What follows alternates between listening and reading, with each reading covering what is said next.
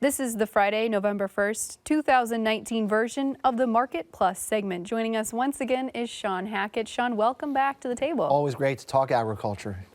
That it is, Shawn. And I know you're from Florida, so you don't have to experience these wet and rainy and snowy conditions that we've been seeing, but we've had a lot of inclement weather this week, pushing harvest back even further. We've got a question here from Gary in Wilton, Iowa, wanting to know, when do you expect the market to respond to the weather and yields of 2019?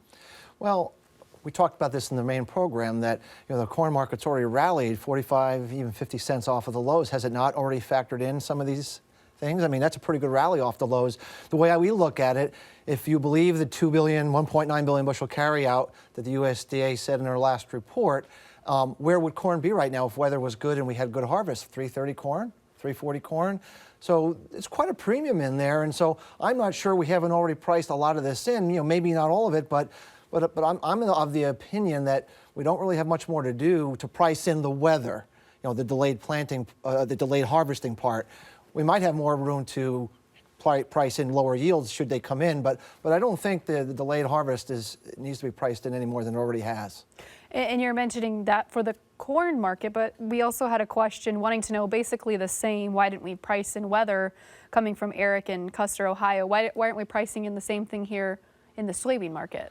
Well, I mean, the soybean market, pushing 935, 950. I mean, that's up a lot from where it was just a few months back. So I would argue once again that we probably priced a lot of that in. It's always hard to know how much is trade, how much is weather, how much is ending stocks coming down. But we've had some pretty credible rallies to really important resistance levels to get over that hump, like we talked about in the main program. I don't see delayed harvest being the story that's going to make that happen. It's got to be something else.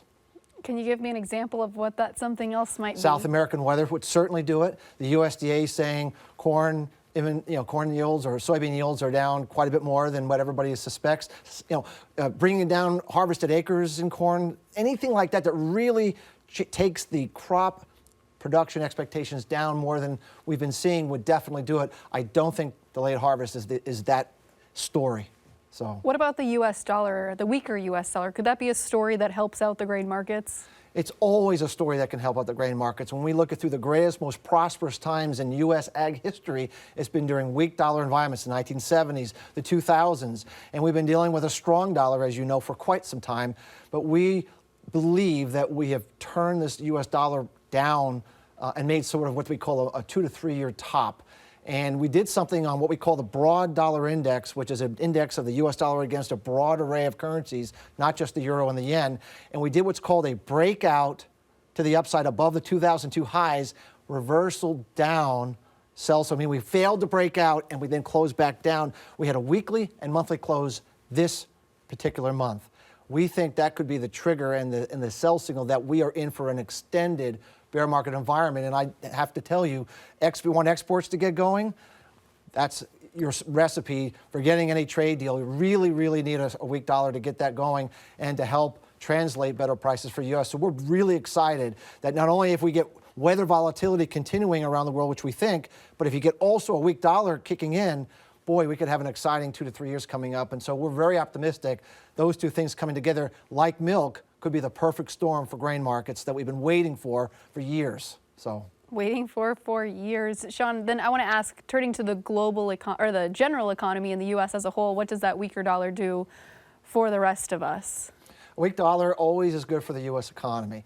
And anytime we can sell more to the rest of the world and buy less, that effect always improves gross domestic product. So a strong dollar has been hurting us. It's been slowing us down. We've had good numbers. The numbers have been fine, but it's more been a domestic-related surge from tax cuts, from other things that the President Trump and his administration have been doing. But if we want to get a second wave, a second renaissance of the economy, it's going to have to be more export-driven, and a weak dollar would absolutely be the recipe that we would be looking for to carry that forward, and that's always good for commodity markets.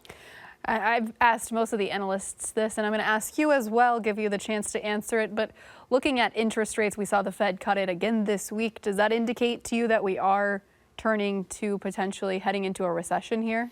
It's mixed right now. Our purchasing managers is in a recession, but we get numbers from jobs and from the service sector that says we're not in a recession. So we're in a muddled economy. I mean, that's really what it is. It's muddled. It's not clear, but the Federal Reserve is afraid enough, concerned enough about what they're seeing that they feel if they don't take enough preemptive action, we could go into a deep recession. So they're very aggressive turnaround, by the way, from quantitative tightening to quantitative easing and lowering interest rates shows that they're on top of it and probably are going to hold off a deep recession that could have been the case had they been more reticent to do that. So. Okay. Shawn, let's turn our attention back to the grain markets. We've got a question here from Ed in Chicago, Illinois, wanting to know why does the basis remain so strong at harvest this year? I think it's a function of three things. Obviously, when you harvest is delayed, you have less supplies coming in and you have demand that still needs the product. And so that by nature means you're going to have a stronger basis. Farmers are so frustrated from this year. Everything that could go wrong, going wrong, and they're so frustrated the prices haven't been better that they thought would be, that many of them are deciding to put a lot of this in the bin and wait around for better prices next year, and I definitely get that. And so that's clearly, a factor that's coming into play.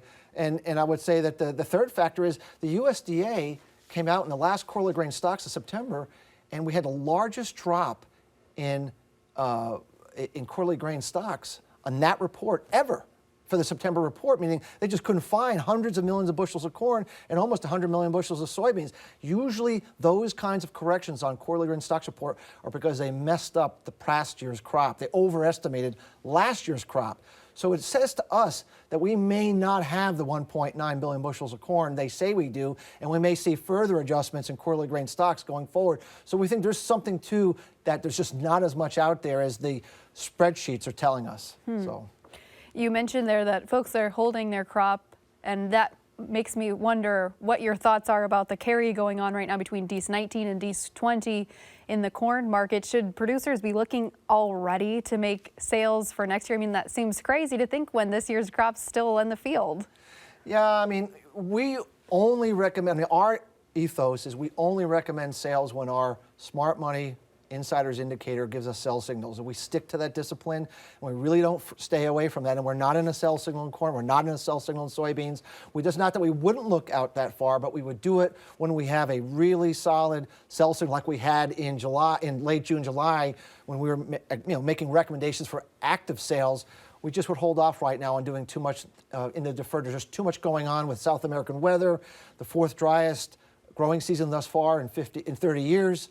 There's just too much going on for us to want to get aggressive on that unless we have a really solid indication by insiders. Shawn, what are your smart money signals suggesting to you about boxed beef prices? I read this week that they were the highest since in the record of recording them, except for 2014, which was a good year for cattle folks. Yes, it was. And as I said in the main program, amazingly, smart money remains bullish in the cattle market despite these high prices and this big rally. It's highly, highly unusual and anomalous for that to happen. Usually when you get a rally, you see proportional selling, and we're just not seeing it. And so it really, we've been warning in our reports about this, that says that this rally is something different going on in this rally than your normal garden variety, seasonal trade, or that sort of thing. And so until they get aggressive selling, and we looked at today's Commitment to Traders report and kind of eyeballed it, we did not see any big selling going on. This market has higher prices to go. So despite the numbers saying we should get skittish, our discipline says we stick it out until they give us a clear signal. They know better than anybody else. You said there that it was a different rally than normal seasonals and other things. What makes this rally different than others? We think the difference is that this Tyson fire caused a shock in the system that ought not to have happened, meaning that was not supposed to happen. That crash and burn, that whole thing that took place really set this market sideways. It was already a pretty constructive market, and because of that overreaction to the downside, for every action, there's an equal and opposite reaction. We're getting that springboard effect just as we're getting better with trade with Japan, with China, with our domestic demand is strong. The packer margins are still fantastic despite this rally. So it's a kind of like we talked about earlier, it's a perfect storm for cattle right now. Everything that could go right is going right. And we don't see those winds changing until post first quarter of 2020. That's when we think the clouds could get more stormy. But we're very bullish continuing into the first quarter. And so as much as the temptation is that we got to have a top, it's got to, and of course we could have setbacks along the way, but we are not that bearish at all. In fact, we're still bullish this market despite it all. Is that the same then when you look at the feeder charts? I mean, on the chart, there is a huge gap around the 147 mark. Are we going to test that and fill in that gap? I think we're absolutely going to be doing that. I think we'll probably do that and more. You know, I mean, I don't, you know, it's hard to know how far we're going to go in something like this because there's a lot of factors that are really unusual going on. And but you know, there's absolutely no doubt in our mind we're going to fill that gap, and we think we could probably test last year's highs before it's all said and done on the feeder cattle market. We don't see any reason why last year, which was not as bullish as this year, should be any different. And if the dollar, you know, weakens and we get some currency inflation under our belt, absolutely. I mean, it's one of our favorite bullish markets right now is the cattle space. Is there any other markets that you're extremely bullish about at this point? That we're extremely bullish about? I would say right now, you know, the cattle market's probably the only one that our indicators are giving us the green light on. Everything else is not really flashing big signals right now. It's not necessarily bearish, but not like cattle. I mean, it's for what we do. That's our wheelhouse. You know, that's right in our wheelhouse for what we like to be pounding the table on. Everything else is sort of in murky middle ground right now, and that'll clear up. But we just don't have anything else we feel like comfortable with right now. Okay, Shawn Hackett, thank you so much. Thank you. Join us again next week when we'll see how one agent spent 3 decades investigating ag-related crimes, and Naomi Bloom will join us at the Market to Market table. Until then, thanks for watching, listening, or reading. I'm Delaney Howell. Have a great week.